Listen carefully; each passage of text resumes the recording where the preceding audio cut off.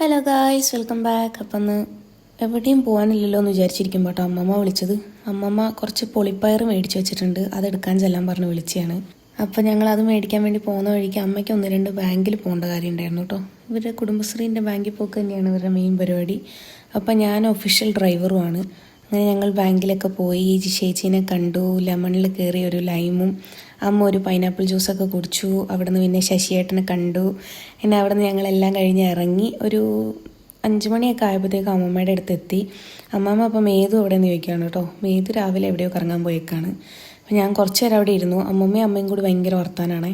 ഞാനവിടെ പോസ്റ്റായിരുന്നു. പിന്നെ പയറൊക്കെ അത് എടുത്ത് വെച്ചിട്ടുണ്ട്. വലിയൊരു കവർ ഫുള്ള് പയറാണ് കേട്ടോ. പക്ഷെ അത് പൊളിച്ച് വരാൻ നേരത്ത് കുറച്ചേ ഉണ്ടാവുള്ളൂ. പിന്നെ ഞങ്ങൾ കുറച്ച് നേരം കൂടി വർത്താനൊക്കെ പറഞ്ഞിരുന്നപ്പോഴത്തേക്കും ചേച്ചി വിളിച്ചു. എപ്പോഴത്തേയും പോലെ വീടിൻ്റെ താക്കോൽ എൻ്റെ കയ്യിലായിരുന്നു കേട്ടോ. അപ്പോൾ അവൾ പുറത്ത് നിൽക്കണ്ടെന്ന് ഓർത്തിട്ട് ഞങ്ങൾ പിന്നെ തിരിച്ചു പോന്നു. കുറച്ച് നേരം അമ്മമ്മേൻ്റെ അടുത്ത് ഇരിക്കണം എന്നൊക്കെ വിചാരിച്ച് പോയതായിരുന്നെങ്കിലും